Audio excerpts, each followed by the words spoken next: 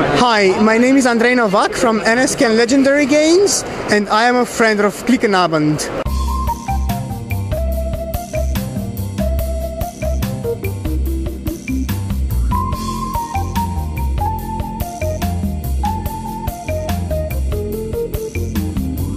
Hallo Klickenabendler, wir sind bei NSKN Legendary Games und neben mir steht Andrej. Hi Andrej. Hi. We have to speak English of course because it's not a German publisher, so I will translate what he said in German. Okay, that's great. You have got new games. You were here, I think last year you were here for the first time, right? Yes, this is our second Essen and we're very happy to be here again. And last year you were sold out very quick. Well, actually in the last day we got sold out. This year we brought a bit more games. Alright. Also er war letztes Jahr hier zum allerersten Mal mit seinem Verlag. Dieses Mal ist er zum zweiten Mal da. Es hat ihm sehr, sehr viel Freude bereitet. Er war sofort, also am vorletzten Tag war er ausverkauft. Diesmal hat er mehr Spiele mitgebracht. One of your new games is a science fiction game theme. It's here. It's Exodus, a big one. Who's the author of the game? The authors are standing right here. I am one of them. Right. Agnieszka, my colleague, is my co-designer for Exodus and also for our other game, Wild Fun West. But let's stick to this one first. Yes. Also er selbst ist der Autor und die Person, die hier vor uns sitzt, ist die Co-Autorin. For how many players is it? Minimum 2 players, maximum 6 players. Also für 2 bis 6 Personen. And when somebody plays, how long will a game take? Well, this is an empire building game, so it's fairly complex, not complicated. We wrote on the box it's between 30 to 45 minutes per player. Okay, also zwischen 30 und 40 Minuten pro Spieler. Alright, right now there are sitting 4 people and they are playing the game, I think, or 3? Yes, 4 people. 4 people. So how does the game mechanic basically works? Okay, so first of all you have a hex map where most of the action takes place, and each player has one player board where they can see and research their technologies and see some other important information throughout the game. Also das Spiel besteht zum größten Teil aus den Hexfeldern, die da liegen, wo die ganzen Raumschiffe draufstehen. Da bewegt man sich und da findet die ganzen Aktionen statt.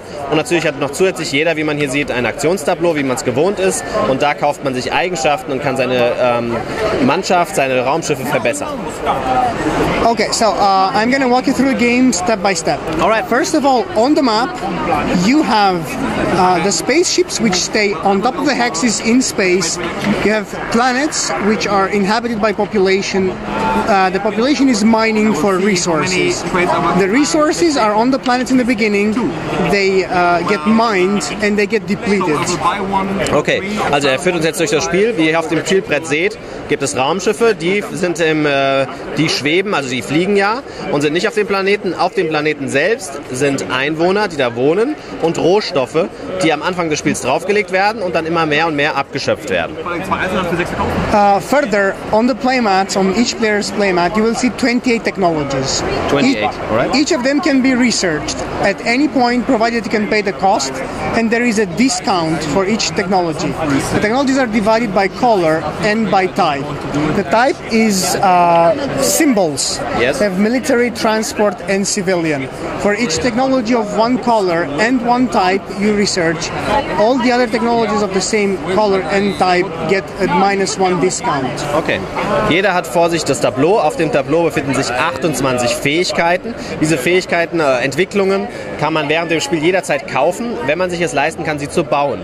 Diese Fähigkeiten, wie die Kamera gerade einfängt, sind in 4 Farben untergliedert, in Weiß, Lila, Orange und Grau und in Symbolen. Das sind auch einzelne Symbole, die verschiedene Spezialfähigkeiten zeigen. Es gibt Sterne und andere Symbole und für jedes gleichartige Symbol und für jede gleichartige Farbe zahle ich 1 weniger. Also zahle ich immer den vollen Preis und kriege aber Bonus, wenn ich die gleiche Farbe oder die gleichen Symbole schon habe. Further, I'm going to take you through the main phases of the game. Yes. You have an upkeep phase where you get resources, you pay tax for your resources, you get to repair your ships if you have the technology. That's the first phase. That is the first phase. Also das Spiel ist in Phasen aufgebaut. In der ersten Phase kriegt man Rohstoffe, muss Steuern zahlen und kann seine Schiffe reparieren. The next phase is the political phase.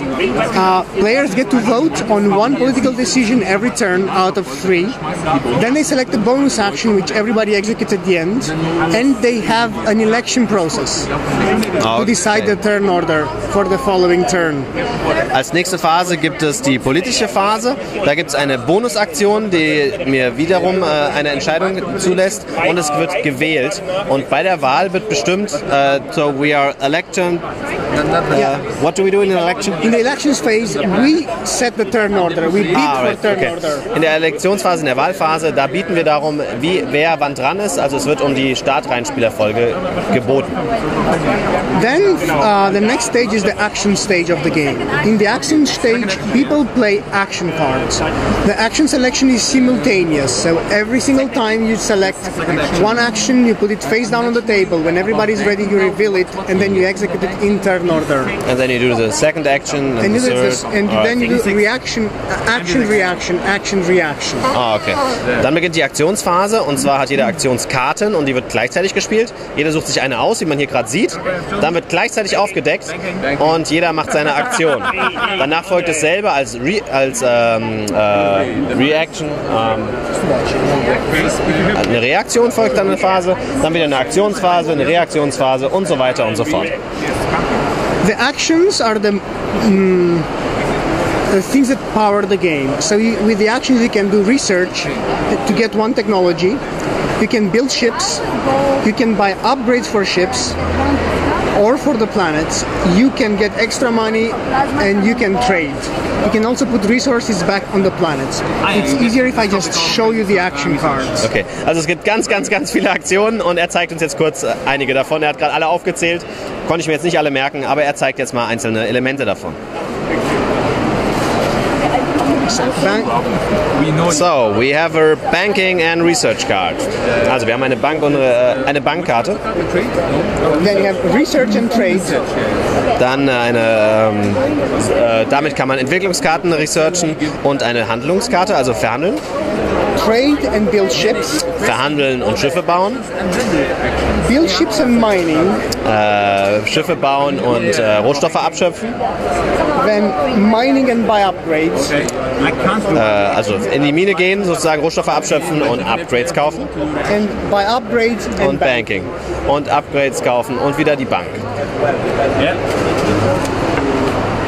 Okay, in the next stage of the game, you get to move your ships and with the ships your population and fight. Okay, in der nächsten Phase des Spiels bewegt man seine Schiffe und kann auch kämpfen. The special thing about this game is that the ship movement is simultaneous. Okay. You use movement tokens which you place on each ship. Each movement token has a number of a direction. Every hex has directions on them all around. And the number. Yeah. This is how you move. You put secretly a token, then once everybody has put all the tokens, you reveal all of them and move your ships accordingly.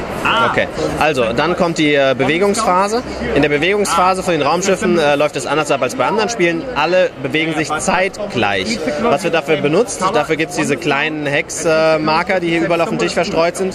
Wie man hier zum Beispiel sieht, diese Marker hier, die haben Zahlen drauf und die legt man verdeckt vor sich hin und dann bewegen alle ihre Schiffe gleichzeitig. Wenn ihr mal auf die Sechsecke guckt auf dem Plan, auf jedem Sechseck hat jede Richtung eine Zahl. Das heißt, die Zahl gibt an, in welche Richtung man sich bewegt. Alle legen verdeckt vorher den Marker hin, drehen auf und dann bewegen alle zeitgleich ihre Schiffe. The aim of the game is to get victory points.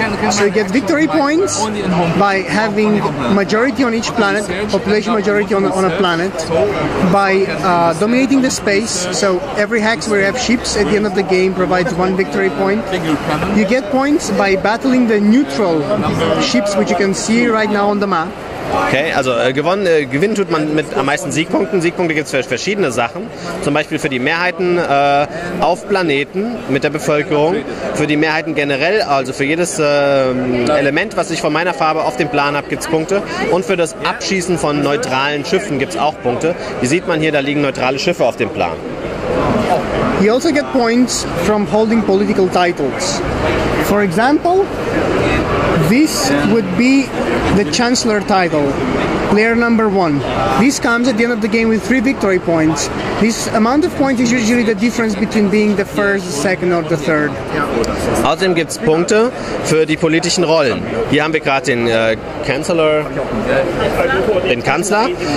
Der ist am Ende des Spiels 3 Siegpunkte wert und die Karten sind dieselben, die auch angeben, wie die Reihenfolge im Spiel ist. Das heißt, da kann man auch noch Siegpunkte über bekommen. This is the game all in all. When you battle, for example, neutral ships, you draw a card for each neutral ship, depending on its type, and you see what is the strength, the combat strength of that ship, and you can discard it to get a bonus, or you can keep it until the end of the game, and you can also make victory points this way. Okay, also es gibt auch Karten im Spiel, die man aufdeckt, gegen die kann man dann kämpfen, wenn ich das gerade richtig verstanden habe, und da gibt es dann auch Siegpunkte für, oder da gibt es Rohstoffe für, und man kann sie bis zum Spielende aufheben, dann gibt es Siegpunkte dafür.